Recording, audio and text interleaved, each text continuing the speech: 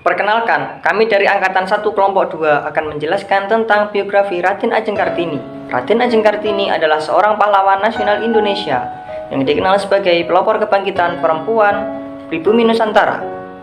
Raden Ajeng Kartini berasal dari kalangan priai atau bangsawan Jawa, merupakan putri dari Raden Mas Adipati Aryo Sosroningrat, seorang Bupati Jepara. Raden Ajeng Kartini adalah putri istri pertama, tetapi bukan istri utama. Raden Ajeng Kartini lahir di Jepara pada tanggal 21 April tahun 1879 dan wafat pada tanggal 17 September tahun 1904 pada usia yang terbilang sangat muda, yaitu 25 tahun. Peraturan kolonial waktu itu mengharuskan seorang bupati beristrikan seorang bangsawan.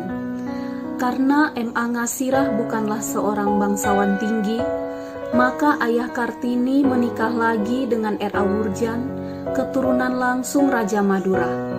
Setelah perkawinan itu, ayah Kartini diangkat menjadi Bupati Jepara, menggantikan ayah kandungnya. Kartini adalah anak kelima dari 11 bersaudara kandung dan tiri.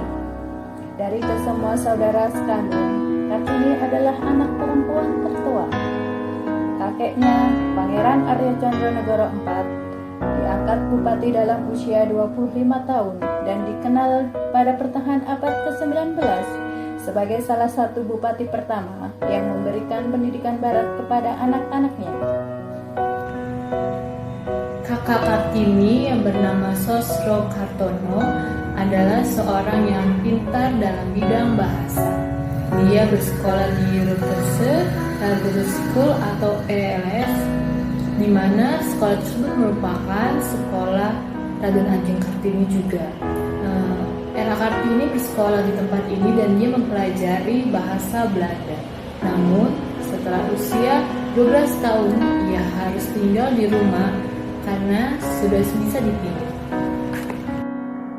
Oleh orang tuanya, Kartini dijodohkan dengan Bupati Rembang, yaitu KRM Adipati Aryo Singgi Jojo Hadiningrat, yang sudah pernah memiliki 3 istri.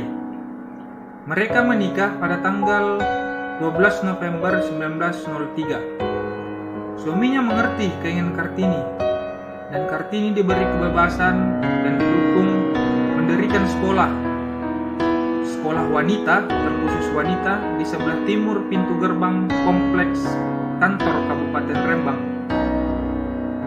yang dimana kantor ini adalah milik Bupati Rembang, yaitu suaminya. Dan sekarang bangunan ini disebut sebagai Gedung Pramuka. Karena Kartini bisa berbahasa Belanda, di rumah ia mulai belajar sendiri dan menulis surat untuk teman-teman korespondensi yang berasal dari Belanda. Dari buku-buku, koran, dan juga dari majalah Eropa, Kartini mulai tertarik dengan kemajuan berpikir yang dimiliki oleh perempuan Eropa. Timbullah keinginannya untuk memajukan perempuan pribumi, karena pada saat itu perempuan pribumi masih memiliki status sosial yang rendah. Berkat kegigihan Kartini, keluarga Van de Veter, seorang tokoh politik etis, mendirikan sekolah wanita yang diberi nama Sekolah Kartini, bernaung di bawah Yayasan Kartini di Semarang pada tahun 1912, dan kemudian di Surabaya, Yogyakarta, Malang, Madiun, Cirebon, dan daerah lainnya.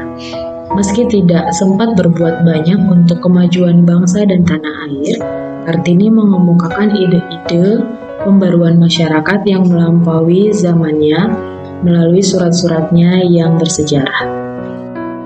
Kartini mempunyai cita-cita tinggi yang dituangkan dalam surat-suratnya kepada kenalan dan sahabatnya di Belanda. Surat-surat Kartini tersebut diterbitkan di negeri Belanda pada tahun 1911 dan diterjemahkan ke bahasa Indonesia oleh sastrawan pujangga baru Armin Pana pada tahun 1922 dengan judul Habis Gelap Terbitlah Terang.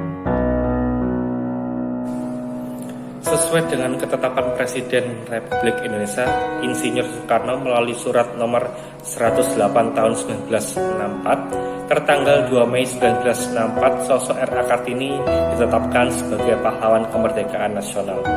Di surat yang sama, Soekarno juga menetapkan peringatan Hari Kartini sebagai hari besar nasional yang jatuh pada tanggal 21 April di setiap tahunnya.